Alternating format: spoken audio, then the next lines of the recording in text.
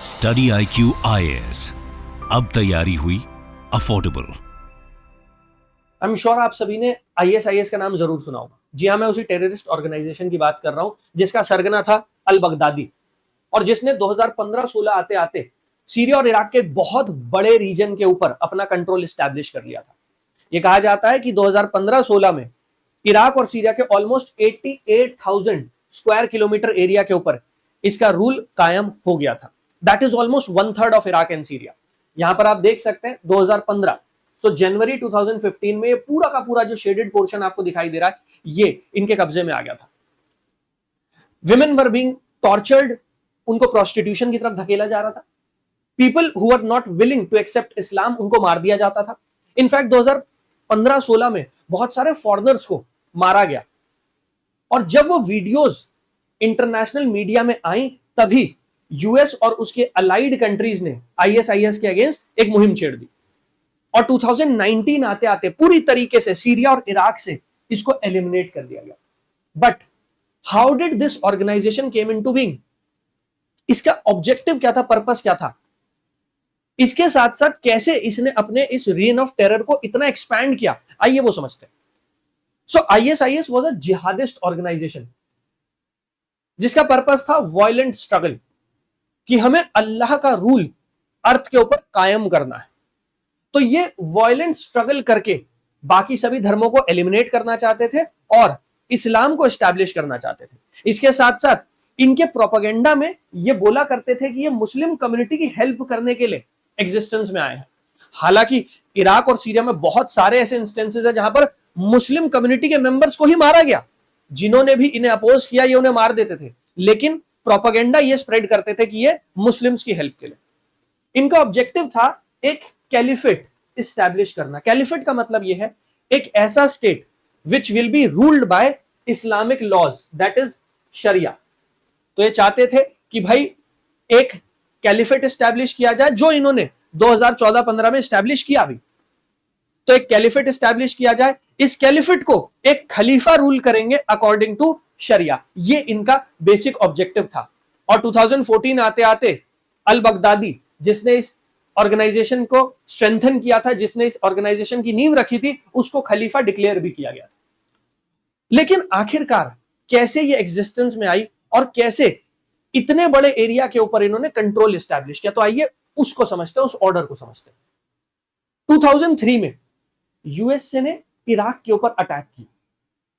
जब यूएसए ने इराक के ऊपर अटैक किया तो इराक में पॉलिटिकल इंस्टेबिलिटी आ गई। It was a time of turbulence for Iraq.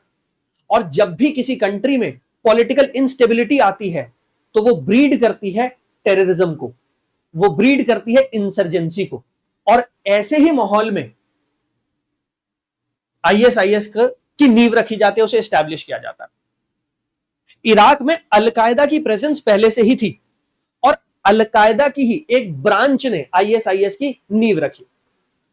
So in the chaos following the 2003 US-led invasion of Iraq, an Al-Qaeda offshoot sets up there. तो मतलब अल-कायदा की ही एक ब्रांच जो इराक में मौजूद थी, वहां से ISIS की स्टार्टिंग होती है।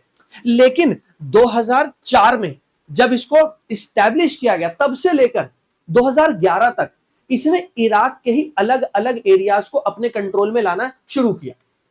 लेकिन तब भी इसको इंटरनेशनल लाइमलाइट नहीं मिली थी। तब तक इंटरनेशनल मीडिया ने इसके ऊपर फोकस करना शुरू नहीं किया था।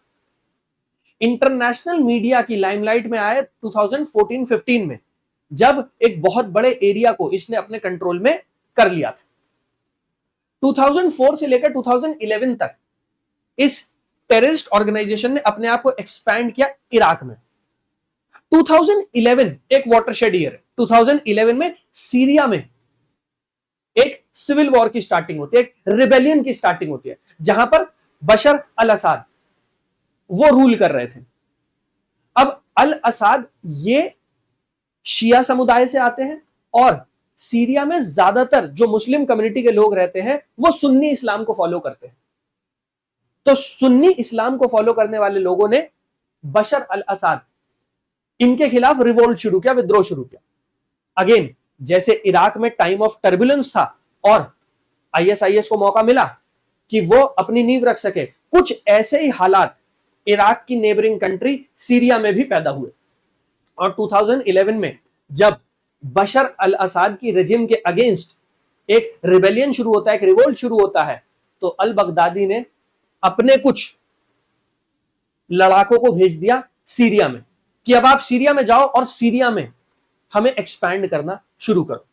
सो after Syria's crisis begins, the group's leader al Baghdadi sends operatives there to join the rebellion against president Bashar al Assad. तो इन्हें मौका मिल गया कि भाई बशर अल असाद के खिलाफ तो ऑलरेडी एक रिबेलियन छेड़ा जा चुका है, हम अब सीरिया में भी अपने रूल को एक्सपैंड कर सकते हैं। और इसी वजह से इन्होंने अपने कुछ ऑपरेटिव्स को सीरिया में भेज दिया और इसके बाद ही एक बहुत तेजी से इनकी ग्रोथ और इनका राइज जो है वो शुरू होता है। 2013 आते आते ISIS began seizing territory in Syria. तो सीरिया में इन्होंने टेरिटरी जो है उसको ऑक्यूपाई करना शुरू कर दिया था। और 2013 में जब इराक और सीरिया के एक बड़े रीजन के ऊपर इन्होंने अपना कंट्रोल एस्टैब्लिश कर लिया, तो जब ये रीजन इनके कंट्रोल में आ गया था तो इन्होंने अलकायदा के साथ भी अपने जो संबंध थे उनको भी खत्म कर दिया, अपने रिलेशनशिप को बिल्कुल खत्म कर दिया और अपना नाम बदल के रख लिया Islamic state in Iraq and Levant. तो 2004 से जो स्टार्टिंग हुई, 2013 में आते आते अब इन्होंने अपना एक स्ट्रॉन्ग होल्ड इस्टेब्लिश कर लिया इराक और सीरिया के एक बहुत बड़े रीजन में। जैसा मैंने आपको बताया था, यह कहा जाता है कि 2015-16 में एक बहुत बड़ा रीजन ऐसा था, almost 1/3 of Iraq and Syria, जो इनके कंट्रोल में आ गया था और वहां पर इन्होंने अपना रीन ऑफ टेरर जो है उसको स्टैब्लिश कर लिया था।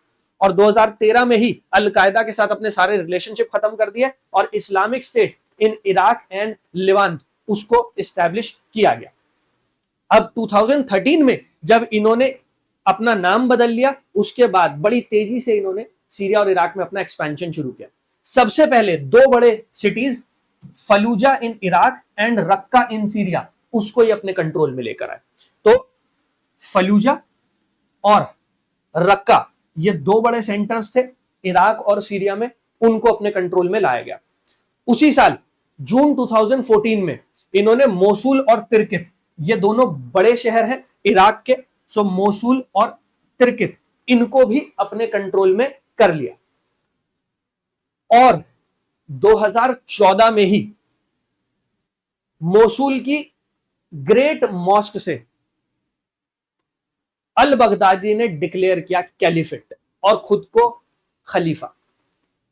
तो जिस ऑब्जेक्टिव से ये एग्जिस्टेंस में आए थे 2003-4 में कि हम एक कैलिफेट एस्टैब्लिश करेंगे, 2014 आते आते 10 सालों में इन्होंने वो कैलिफेट डिक्लेयर कर दिया और अल बगदादी ने खुद को खलीफा डिक्लेयर कर दिया कि वो है भगवान का, या यूं कहा जाए अल्लाह का भेजा हुआ पैगंबर या दूत, और वो यहां पर अल्लाह के आदेश से रूल करने वाला है। ये इनकी फिलॉसफी थी। हालांकि मैं फिर से ये बात क्लियर कर दूं कि बहुत सारे मुस्लिम कम्युनिटी के लोगों को अभी हम देखेंगे मारा गया। तो इनका प्रोपेगेंडा तो ये था कि भाई हम इस्लाम को स्प्रेड करने के लिए एग्जिस्टेंस में आए, हम मुस्लिम ब्रदर्स जो है उनकी हेल्प करेंगे, लेकिन जो भी इनको अपोज कर रहा था ये उसको मारे जा रहे थे और एक रीन ऑफ टेरर, जैसा मैंने कहा, वो स्टैब्लिश कर दिया गया था। अब 2014 में इराक में यजीदी कम्युनिटी है। ये जो आप रीजन देख रहे हैं सिंजर, ये सिंजर का रीजन है। सिंजर के रीजन में इराक में एक माइनॉरिटी कम्युनिटी रहती है जिसे कहा जाता है यजीदी। इन्होंने यजीदी कम्युनिटी के ऊपर प्रताड़ना शुरू की और यजीदी समुदाय की बहुत सारी लड़कियां, उनका रेप किया गया और उनको प्रोस्टिट्यूशन की तरफ धकेल दिया गया। So almost 7,000 women and girls they were forced into slavery and prostitution। और जब ये हुआ, इसके बाद इंटरनेशनल मीडिया में ये बहुत प्रोमिनेंटली हाईलाइट किया गया और उसके बाद से ही यूएसए लेड एक इन्वेजन हुआ इन रीजन्स का और आईएसआईएस को वापस धकेला गया। इसके बाद ही आईएसआईएस जो है उसका साइज श्रिंक होना शुरू हुआ था। ऐसे ही सीरिया में अल शैतात ट्राइब है। ये सीरिया की सबसे पुरानी ट्राइब्स में से एक है। इंडिजीनियस पीपल ऑफ सीरिया भी आप इन्हें कह सकते हैं। अल शैता ट्राइब के बहुत सारे कई 100 लोगों को स्लॉटर कर दिया गया था, मार दिया गया था। इसके साथ साथ ग्लोबल बेहेडिंग शुरू हुई। बहुत सारे क्रिश्चियंस को, बहुत सारे वेस्टर्न कंट्री के सिटीजन्स को पकड़ लिया जाता था, उनको मार दिया जाता था, बेहेड कर दिया जाता था, और वो वीडियोस बना के इंटरनेट पर अपलोड कर दी जाती थी। और इसके बाद ही वेस्टर्न कंट्रीज वो एक्शन में आई थी। इसके साथ साथ यूनाइटेड स्टेट्स ने एक कोएलिशन बिल्ड करना शुरू किया। जब ये सब कुछ न्यूज में आया, जब इतना प्रोमिनेंटली कवर किया गया, जब क्रिटिसिज्म शुरू हुआ, क्योंकि ये हालात तो कहीं ना कहीं यूएसए ने ही ब्रीड किए थे। जब 2003 में यूएसए ने इराक को इन्वेड किया, अगर इराक का इन्वेजन नहीं होता तो वहां पर अल कायदा और आईएसआईएस जैसी टेररिस्ट ऑर्गेनाइजेशन को मौका नहीं मिलता कि वो इतने बड़े रीजन को कंट्रोल कर पाते, क्योंकि स्टेबल गवर्नमेंट चल रही थी। तो जब वो क्रिटिसिज्म शुरू हुआ तो यूएस ने एक कोएलिशन बिल्ड करना शुरू किया और आईएसआईएस के जो स्ट्रॉन्ग होल्ड्स हैं वहां पर एयर स्ट्राइक्स करना शुरू किया। So the United States build a coalition against IS and starts air strikes to stop its momentum, क्योंकि बड़ी तेजी से ये स्प्रेड कर रहा था इराक और सीरिया के बहुत बड़े बड़े सेंटर्स के ऊपर, ये अपना कंट्रोल एस्टैब्लिश कर रहा था। तो यूएसए ने एयर स्ट्राइक्स करना शुरू किया। और इसके साथ साथ Syrian Kurdish YPG militia, Kurdistan का रीजन है जो सीरिया और इराक दोनों में पड़ता है, तो यहां पर कुर्द कम्युनिटी रहती है, कुर्दिश कम्युनिटी। कुर्दिश कम्युनिटी ने अपने सेल्फ डिफेंस के लिए एक मिलिटेंट ऑर्गेनाइजेशन एस्टैब्लिश की थी, वाईपीजी। यूएसए ने इनको भी हेल्प करना शुरू किया। तो यूएसए इन्हें आर्म्स और पैसा सप्लाई कर रहा था जिससे ये आईएसआईएस को काउंटर कर पाए। इसी दौर में 2015 में अलग अलग कंट्रीज में आईएसआईएस के ऑपरेटिव्स ने, या फिर यूं कहा जाए वो लोग जो इनके प्रोपेगेंडा से इंस्पायर हो गए थे, ब्रेन वॉश हो गए थे, उन्होंने अलग अलग कंट्रीज में, स्पेशली वेस्टर्न कंट्रीज में अटैक करना शुरू किया, जिसमें सबसे फेमस था फ्रांस में चार्ली हेब्दो। ये एक मैगजीन, एक न्यूज़पेपर, उसका हेडक्वार्टर था, उसके ऊपर अटैक किया गया और वहां पर जितने भी एम्प्लॉइज मौजूद थे सबको मार दिया गया। और इसके बाद से ही अलग अलग सेंटर्स में, अलग अलग कंट्रीज में लोगों को मारने का एक सिलसिला जो है वो शुरू हुआ। और बहुत जरूरी हो गया था कि इस आतंकवादी संगठन को जड़ से मिटा दिया जाए, जिससे ये जो अलग अलग कंट्रीज में ये ब्रेन वॉशिंग शुरू हो गई है और ये लोन वुल्फ अटैक टाइप के अटैक शुरू हो गए हैं, उनको कंट्रोल किया जा सके। तो 2015 वो वाटरशेड ईयर था जिसके बाद इंटरनेशनल कम्युनिटी, ग्लोबल कम्युनिटी हरकत में आई और 2016 आते आते आईएसआईएस के खिलाफ एक बड़े पैमाने पर एक काउंटर मेजर जो है उसको शुरू किया गया। सो 2015 में एक बड़े एरिया के ऊपर ये रूल कर रहे थे, बहुत सारे अलग अलग सेंटर्स इनके कंट्रोल में आ गए थे। इनफैक्ट रमादी और पलमायरा उसको भी अपने कंट्रोल में ले आए थे। पलमायरा की अगर बात की जाए, पलमायरा सीरिया में एक सिटी है और बहुत ही एंशिएंट सिटी है, कल्चरल सेंटर माना जाता है। जब पलमायरा के ऊपर इन्होंने कंट्रोल एस्टैब्लिश किया तो वहां पर जो म्यूजियम्स थे, जो कल्चरल सेंटर्स थे, उनको पूरी तरीके से डिस्ट्रॉय कर दिया गया। इसके बाद 2016 में एक वेस्टर्न लेड कोएलिशन ने आईएसआईएस के खिलाफ एक मुहिम छेड़ी, इनको पीछे धकेलना शुरू किया, इनको काउंटर करना शुरू किया। और 2019 आते आते हम देखेंगे पूरी तरीके से आईएसआईएस को नक्शे से मिटा दिया गया। अब वो कैसे शुरू हुआ? सबसे पहले तो टर्कीज ऑफेंसिव। अब हमने देखा कि कुर्दिश कम्युनिटी ऑलरेडी आईएसआईएस के अगेंस्ट लड़ रही थी और यूएस से कुर्दिश कम्युनिटी की हेल्प कर रहा था। अब धीरे धीरे करके क्या हुआ, कुर्दिश कम्युनिटी और आईएसआईएस के बीच की ये जंग जो है ये टर्की के बॉर्डर तक पहुंच गई। यहां पर अगर आप ये रीजन देखेंगे, ये पूरा का पूरा टर्की का बॉर्डर है और नीचे की तरफ पड़ता है सीरिया। तो इस पूरे रीजन में वॉर चल रही थी कुर्दिश कम्युनिटी और आईएसआईएस के बीच में। अब जैसे जैसे टर्की के बॉर्डर पर पहुंची तो टर्की में भी डर बैठने लग गया कि हो सकता है अगर आईएसआईएस ने कुर्दिश कम्युनिटी को हरा दिया तो उसका कंट्रोल टर्की के बॉर्डर रीजन्स पर भी स्टैब्लिश हो जाएगा और फिर ये वॉर टर्की में भी फैल सकती है। इसी वजह से टर्की ने एक ऑफेंसिव लॉन्च किया और ये ऑफेंसिव दोनों के अगेंस्ट था, आईएसआईएस भी और यजीदी वाईपीजी जो मिलिशिया ग्रुप है उसके अगेंस्ट। तो टर्की नहीं चाहता था कि भाई ये वॉर जो है वो टर्की के रीजन में भी स्प्रेड करे। इसी वजह से टर्की ने भी नॉर्थ से अटैक करना शुरू किया और इन्हें पुश करना शुरू किया। तो एक तरफ तो यजीदी कम्युनिटी और यूएस से उनकी मदद कर रहा था, एयर स्ट्राइक कर रहा था, दूसरी तरफ से टर्की ने भी इन्हें पुश बैक करना शुरू किया। अब अगर आप यहां पर देखेंगे तो जनवरी 2015 में एक बहुत बड़ा रीजन है जो कंट्रोल में है।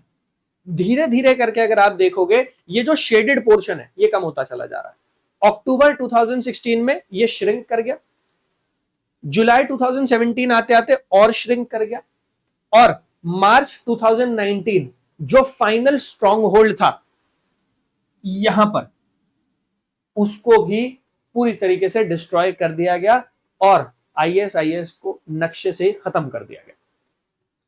सो 2017 वो ईयर है जब आईएसआईएस को बहुत सारे झटके लगे। अलग अलग तरफ से, सीरिया की तरफ से, इराक की तरफ से उसके ऊपर अटैक किया जा रहा था और जो कैलिफेट एस्टैब्लिश की गई थी वो बहुत श्रिंक होने लग गई थी। So IS loses Mosul to Iraqi forces after months of fighting. तो मौसूल जिसके ऊपर उसने कंट्रोल एस्टैब्लिश कर लिया था, अब वो भी उसके हाथ से चला गया। सितंबर 2017 आते आते Syrian army races eastward to relieve Deir al जोर। तो सितंबर 2017 आते आते सीरियन आर्मी ने ईस्ट की तरफ कूच करना शुरू किया, अटैक करना शुरू किया, और ये जो स्ट्रॉन्ग होल्ड था आईएसआईएस का, इसको भी खत्म कर दिया।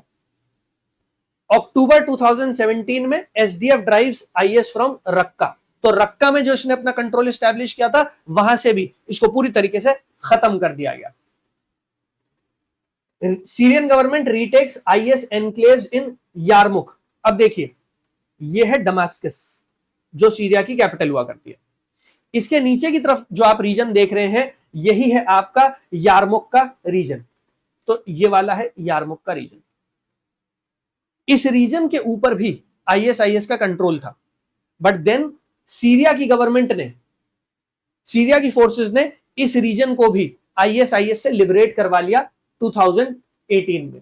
तो सीरिया में जो इनका फाइनल फ्रंटियर बचा था यारमुख का रीजन, उसको भी सीरियन गवर्नमेंट ने 2018 आते आते पूरी तरीके से लिबरेट करवा लिया है। और फाइनली 2019 में जो एक छोटा सा रीजन बच गया था इराक और सीरिया के बॉर्डर पर, उससे भी आईएसआईएस को पूरी तरीके से खत्म कर दिया गया।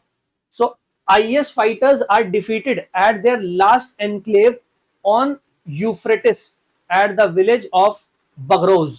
तो बगरोज छोटा सा विलेज है, वहां पर यह बताया जाता है कि बगदादी अपने कुछ विश्वसनीय आतंकवादियों के साथ रुका हुआ था। और इनफैक्ट न्यूज में यह भी कवर किया गया था कि जो आतंकवादी थे वो खुद बगदादी से इतना परेशान हो गए थे कि उन्होंने उसी के ऊपर अटैक कर दिया था और वो वहां से भाग गया था। तो ये लास्ट सेंटर था, एक छोटा सा विलेज जहां पर बगदादी और उसके कुछ विश्वसनीय लोग रुके हुए थे, ये आतंकवादी रुके हुए थे, इनके ऊपर अटैक किया गया और ये भी वहां से भाग गए। So SDF declares the caliphate eliminated, और पूरी तरीके से कैलिफेट जो है उसको पूरी तरीके से खत्म कर दिया था। ये रहा बगरोज। तो इराक और सीरिया के बॉर्डर पर एक छोटा सा विलेज पड़ता है बगरोज, वहां पर 2019 में इन्हें पूरी तरीके से एलिमिनेट कर दिया और बहुत सारे आईएसआईएस फाइटर्स जो है उन्होंने सरेंडर भी कर दिया। तो hundreds of ISIL fighters surrender in Syria's Baghouz, और 2019 में पूरी तरीके से इनको एलिमिनेट कर दिया गया। सो ऑलमोस्ट 15 साल इन्होंने इराक और सीरिया में अपने कंट्रोल को इस्टेब्लिश किया। 2015 आते आते एक बहुत बड़े रीजन के ऊपर कंट्रोल एस्टैब्लिश किया। ऑयल स्मगलिंग कर रहे थे, प्रोस्टिट्यूशन के रैकेट में विमेन उनको पुश कर रहे थे, इसके साथ साथ लोगों को किडनैप किया जा रहा था, फिरौती मांगी जा रही थी, और इसी सब से ये रेवेन्यू जनरेट कर रहे थे जिस रेवेन्यू ने इतने साल तक इन्हें सस्टेन किया। सवाल ये भी है कि कौन थे वो लोग जो इनसे ये ऑयल खरीदा करते थे। क्वेश्चन ये भी है कि इनके पास ऐसे ऑटोमेटिक वेपन्स कैसे आए, और क्वेश्चन ये भी है कि 2014-15 तक क्यों अलग अलग कंट्रीज ने, स्पेशली यूएसए और उसकी अलाइड कंट्रीज ने वेट किया, क्योंकि कहीं ना कहीं इस पूरे रीजन में जो टेररिज्म फैला है, इस पूरे रीजन में जो टर्बुलेंस फैला हुआ है, कहीं ना कहीं उसके पीछे अगर आप देखेंगे तो रीजन यूएस से ही है। अगर 2003 में इराक के ऊपर अटैक नहीं हुआ होता तो वो टर्बुलेंट सिचुएशन वहां पर बनी नहीं होती। अभी जो सीरिया में चल रहा है उसके पीछे भी कहीं ना कहीं यूएस से ही है। तो क्वेश्चंस तो बहुत सारे खड़े होते हैं कि कैसे एक टेररिस्ट ऑर्गेनाइजेशन ने इतने बड़े रीजन को रूल किया, क्यों यूएसए जैसी कंट्रीज को अलाउ किया गया कि वो इराक जैसी कंट्री के ऊपर अटैक कर सके, क्योंकि यूनाइटेड नेशंस ने तो मना किया था कि आप अटैक नहीं कर सकते, बट फिर भी अपनी मर्जी चलाई गई। तो सवाल तो बहुत है, बट 2019 आते आते पूरी तरीके से मैप से, नक्शे से खत्म कर दिया गया था ISIL को। आई होप आपको वीडियो देख के समझ में आएगा कि कैसे इन्होंने अपने रेन ऑफ टेरर को इस्टेब्लिश किया, कैसे इन्होंने अपना एक्सपेंशन किया और कैसे धीरे धीरे करके इनको पूरी तरीके से एलिमिनेट कर दिया गया। वीडियो पसंद आई तो लाइक जरूर कर दीजिएगा। अगर आप एक यूपीएससी एस्पिरेंट है और ऐसे इंपॉर्टेंट टॉपिक्स को कवर करना चाहते हैं तो आप इस टेलीग्राम चैनल पर मेरे साथ जुड़ सकते हैं और अपनी यूपीएससी की प्रिपरेशन में आगे बढ़ सकते हैं। प्लस अगर आप स्टडी IQ के बैचेस में हमारे साथ जुड़ना चाहते हैं तो ये सारे बैचेस आपके लिए अवेलेबल है और न्यू ईयर ऑफर में ये बैचेस आपको डिस्काउंट पर भी मिल रहे हैं, तो आप इनमें एडमिशन ले सकते हैं। एडमिशन लेने के लिए AC लाइव मेरा कोड है, आप इस कोड को अप्लाई कर सकते हैं जिससे आपको डिस्काउंट भी मिल जाए। चलिए दोबारा मुलाकात होगी आपसे ऐसी एक इंपॉर्टेंट वीडियो के साथ, तब तक के लिए जय हिंद।